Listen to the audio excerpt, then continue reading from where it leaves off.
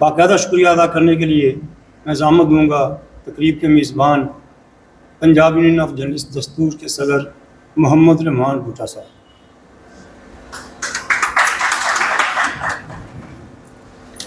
बिस्मिल्लाहिर्रहमानिर्रहीम। मैं बिल्कुल अब टाइम, ये तो मेहरबानी है आप दोस्तों की कि इतना लंबा आपने सब्र किया और हमें बर्दाश्त किया।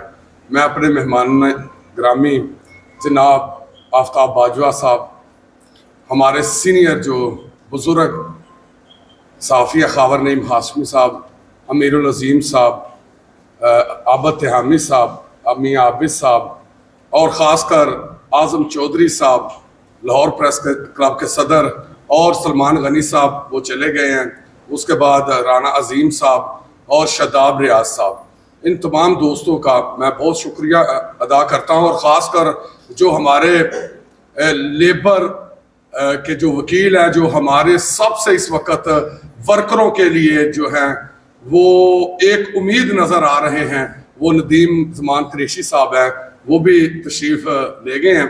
मैं सिर्फ इतना ही कहूँगा कि ख्वाजा फरक सईद साहब वो रोशनी थी और हैं, और वो रहबर और रहनुमा थे और हैं कि जिन्होंने वर्करों की जद्दोजहद अपने आखिरी सांस तक जारी रखी। मैं खावर नईम हाशमी साहब हमारे बहुत सीनियर बुजुर्ग हैं। हाशमी साहब जंग अखबार में जब वर्करों को निकाला गया तो वो ख्वाजा फरक सईद साहब थे जिन्होंने हम वर्करों के साथ खड़े हुए और जंग के अखबार को ताला लगवाया। अपनी नौकरी की बिल्कुल परवाह नहीं की थी। हमारे साथ 3 माह उन्होंने जंग के खिलाफ जद्दोजहद जारी रखी, जिसके गवाह जो हैं वो हमारे सदर प्रेस क्लब आजम चौधरी साहब भी हैं। और जब ये पहला यहां पे मामला हुआ तो उन्होंने एक लफ्ज कहा था कि अगर जंग के वर्करों के साथ अब हम खड़े होते तो लाए वक्त के वर्करों के साथ ना होता। सुहेल साहब ऐसी है, सुहेल भाट साहब, तो अगले दिन उन्हें वहां से जबरी रिटायर कर दिया गया। लेकिन सिर्फ 2 बातें हैं। जब आखिरी दिनों में उसाफ में चले गए तो उसाफ के दोस्त बैठे हुए हैं, मालकान ने कहा कि ये 6 रिपोर्टर और न्यूज रूम के बंदे ख्वाजा साहब फारग कर दे, हम पे तनख्वाह नहीं दे सकते। अल्लाह के फजलो करम से ख्वाजा साहब ने मेरा हाथ पकड़ा और हम दफ्तर से बाहर आ गए। हमने रिजाइन कर दिया, लेकिन किसी एक वर्कर को फारग नहीं होने दिया, जबकि वक्त की जरूरत थी।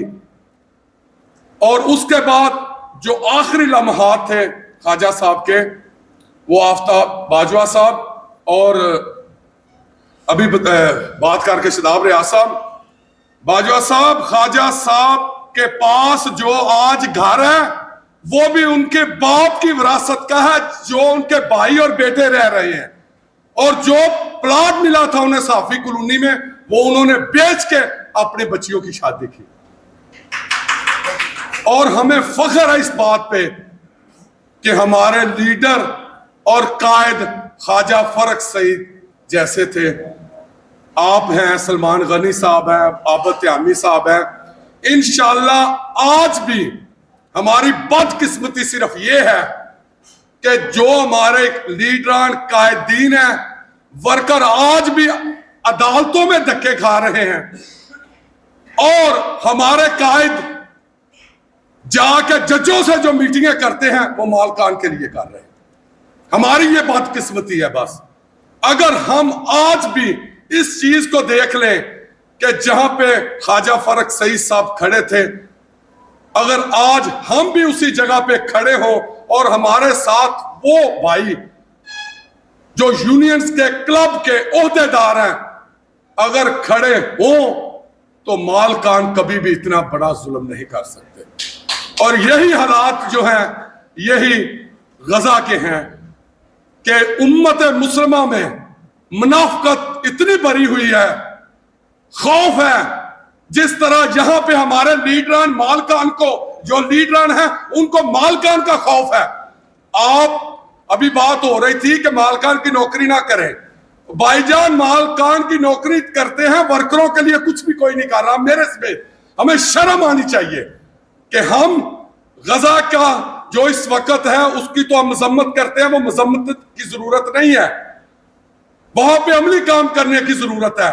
और यही हालात हमारे यहां पे है कि हम देखें जो मायूसी लाहौर प्रेस क्लब में कभी वो लीडर रूटीन में आके देखें, हमारे दोस्तों के चेहरे देखे, जिनके घरों के चूल्हे देखे, जिनके पेट्रोल के लिए पैसे नहीं, लेकिन हम बेशर्म हैं।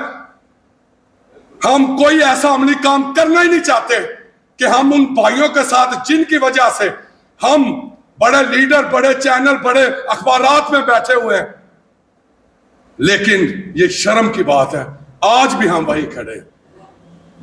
जब तक हमारे ये सीनियर्स मिलकर ये सब लोग इकट्ठे नहीं होंगे तो हम भी जिस तरह उम्मत मुसलमान जो है वो गजा के मुसलमानों की लाशों का सौदा कर रहे हैं, यहां पे बैठे हमारे लीडर भी ये सौदे कर रहे हैं। अल्लाह हाफिज़।